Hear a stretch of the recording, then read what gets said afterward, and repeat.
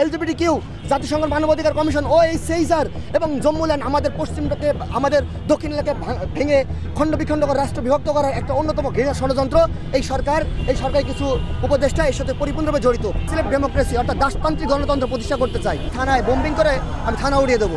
সে আসছে সাস থেকে, আপনারা দেখেছেন ইতিপূর্বে সে আমাদের দুজন গুণী শিক্ষক, বাংলাদেশের দুজন গুণী শিক্ষক সরোয়ার স্যার এবং আসিফ মাহতাব উচ্চ স্যারকে হত্যার হুমকি দিয়েছিল। এবং ট্রান্সজেন্ডার ইস্যুতে যদি তাকে কেউ বাধা প্রদান করে তারা বলেছিল সে বলেছিল আমি থানায় বোম্বিং করে আমি থানা উড়িয়ে দেবো। এরকম একটা সন্ত্রাস, প্রত্যক্ষ মদত পুষ্ট সন্ত্রাস, যে সন্ত্রাসের পেছনে বাংলাদেশে পশ্চিমা ইন্ধন পরিপূর্ণভাবে বিদ্যমান। সে সন্ত্রাসকে এখনও প্রশাসন পরিপূর্ণ আইনের আওতায় নিয়ে আসতে ব্যর্থ হয়েছে। আমরা এটা প্রশাসনের ব্যর্থতা বলে মনে করি। আর আমার ঢাকা বিশ্ববিদ্যালয়ের প্রশাসন, আমি বুঝতে পারি না আমরা ঢাকা বিশ্ববিদ্যালয়ের প্রশাসন এত শক্তিশালী হওয়া সত্ত্বেও কোন শক্তির কাছে তারা মাথা নত করতে চাচ্ছে, কোন শক্তির ভয়ে তারা এখানে স্তব্ধ থাকলো।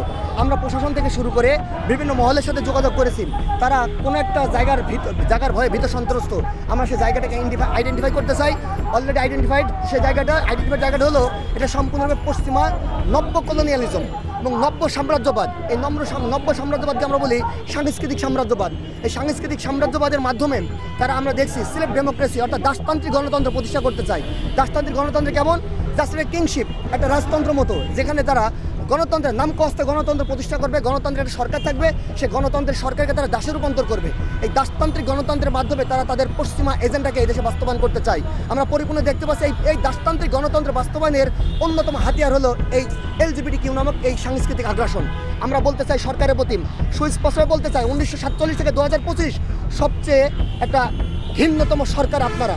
কেন আপনার সাংস্কৃতিক যে আগ্রাসনটা আমাদের সামনে চাপিয়ে দেওয়ার চেষ্টা করলেন, ঘৃণ ষড়যন্ত্র করলেন, এলজিবিটি কিউকে বাস্তবায়ন করার চেষ্টা করলেন, জাতিসংঘের মানবাধিকার কমিশন OHCHRকে বাস্তবায়নে হিরো ষড়যন্ত্র করলেন। এমনকি আপনারা আমাদের সাউথ পার্টটাম জম্মুল্যান্ড প্রতিষ্ঠা করার জন্য ভিন্ন ষড়যন্ত্র শুরু করলেন এবং পশ্চিমাদের যে মার্কিন জাহাজ পর্যন্ত নিয়ে আসে আমাদেরকে ট্রেনিংয়ের নাম করে নিয়ে আসছেন। প্রত্যেকটা বিষয়কে আমরা ষড়যন্ত্র অংশ বলে মনে করি। আমরা মনে করি এলজিবিটি কিউ, জাতিসংঘের মানবাধিকার কমিশন, OHCHR এবং জম্মুল্যান্ড আমাদের পশ্চিমটাকে আমাদের দক্ষিণ এলাকায় ভেঙে খণ্ড বিখণ্ড করে রাষ্ট্র বিভক্ত করার একটা অন্যতম ঘৃণা ষড়যন্ত্র এই সরকার কিছু উপদেষ্টা এর সাথে পরিপূর্ণভাবে জড়িত। সুতরাং আমরা বলতে চাই আস্তে আস্তে ধীরে ধীরে প্রত্যেকটা কিছু সুস্পষ্ট হচ্ছে দিবালোকের মতো। আমরা বলতে চাই আপনারা দেখেছেন 71 কায়েম হয়েছে, বাংলাদেশকে নিয়ে ষড়যন্ত্র করে লাভ নেই। এদেশের জনতা এতটা শক্তিশালী, কোনো সরকার এদেশের জনতাকে বিভক্ত করবার চেষ্টা করে সফল হতে পারে নাই। শেখ হাসিনা এত ষড়যন্ত্র করেছে, ব্যর্থ হয়েছে। এই সরকারের সফলতার দিকে ধাবিত হবে না যদি এলজিবিটি কিউ বাংলাদেশে বাস্তবায়নে কোনো রকম ন্যূনতম চেষ্টা করে। এই ঢাকা বিশ্ববিদ্যালয়ের কিছু শিক্ষার্থী আছে, তাদের জীবনের বিনিময়ে এদেশের ভূখণ্ডকে অখণ্ডতা রক্ষা করবে, এদেশের সমাজ ও সভ্যতাকে রক্ষা করবে, এদেশের মানুষের জানমালের নিরাপত্তা বিধান করবে। এই রক্তের মূল্য কী করে আদায় করতে হয় এই ঢাকা বিশ্ববিদ্যালয়ের শিক্ষার্থীরা 1947-এর পূর্বে, 1971-এর পরে এবং মধ্যবর্তী সময়ে তারা দেখিয়ে দিয়েছে। ইনশাআল্লাহ আমরা বারংবার দেখিয়ে দেবো।